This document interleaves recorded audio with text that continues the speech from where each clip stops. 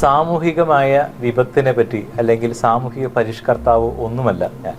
രണ്ട് ചിന്തകളാണ് ഇന്ന് പ്രേക്ഷകരുടെ മുമ്പിൽ വയ്ക്കുന്നത്. ഇന്ന് ഞാൻ കണ്ടു ഒരു തൊപ്പിയമ്മ. വളരെ കാലമായി വളരെ പ്രസിദ്ധയുള്ള ഒരു സ്ത്രീയാണ്. തിരുവണ്ണാമല ക്ഷേത്രത്തിലെ അടുത്ത പ്രദേശങ്ങളിലെല്ലാം ചുറ്റി നടന്ന് സഞ്ചരിക്കുന്ന തൊപ്പിയമ്മ. ഭക്ഷണ സാധനങ്ങളെല്ലാം വായിലേക്ക് ഇടുന്നു, ശരീരത്തിലൂടെയെല്ലാം ഒഴുകി നടക്കുന്നു.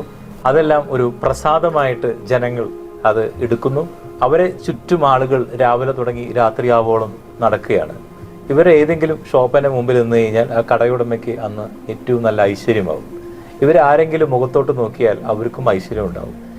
ആരെങ്കിലും ഇവർക്ക് ഭക്ഷണം കൊടുത്താൽ അവർക്കും ജീവിതത്തിൽ ഐശ്വര്യം ഉണ്ടാവും.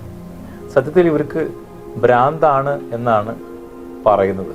ഒരു പക്ഷേ നമ്മൾ ഈ വീഡിയോകൾ ഗൂഗിളിൽ സെർച്ച് ചെയ്ത് കഴിഞ്ഞാൽ ഇവരെ കണ്ട നമുക്ക് ഒരു ഭക്ഷണം അന്നത്തെ ദിവസം കഴിക്കാൻ പറ്റില്ല.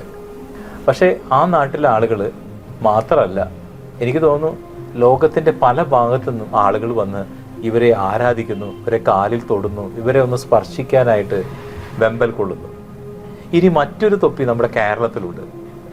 ഈ തൊപ്പിയെ പറ്റി പറയുകയാണെങ്കിൽ ഇന്നത്തെ ഒരു 5 വയസ്സിന് മുകളിലുള്ള കുട്ടികൾ പോലും ഈ തൊപ്പിയുടെ ആരാധകരാണ്. ഒരുപക്ഷെ ഭ്രാന്തമായ ആരാധന എന്ന് വേണമെങ്കിൽ പറയാം. ഇദ്ദേഹം ഒരു ഉദ്ഘാടനത്തിനായിട്ട് ഒരു സ്ഥലത്ത് വന്നപ്പോൾ നമ്മളെല്ലാം ടി വിയിലും എല്ലാം കണ്ടതാണ്.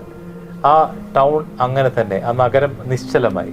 ട്രാഫിക് നിയന്ത്രിക്കാനാവാത്ത വിധത്തിൽ ആളുകൾ വരാൻ തുടങ്ങി. ക്ലാസ്സിൽ നിന്നെല്ലാം കുട്ടികൾ ഇറങ്ങി ഓടുകയാണ്.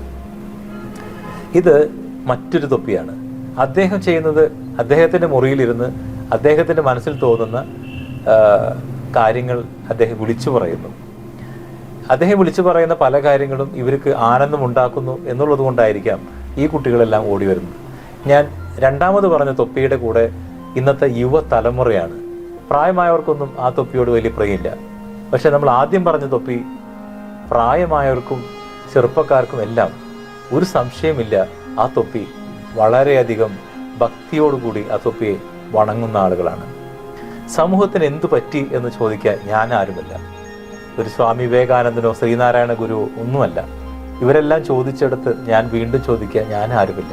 ഒരു ഭ്രാന്താലയം എന്ന് നമ്മുടെ നാടിനെ പറ്റി പറയണമെങ്കിൽ ഈ ഭ്രാന്തന്മാരുടെ കൂടെ നമ്മൾ നടക്കുന്നുകൊണ്ടല്ലേ എന്ന് വളരെ ചെറിയ ബുദ്ധിയിൽ ഞാൻ ചിന്തിക്കുന്നു.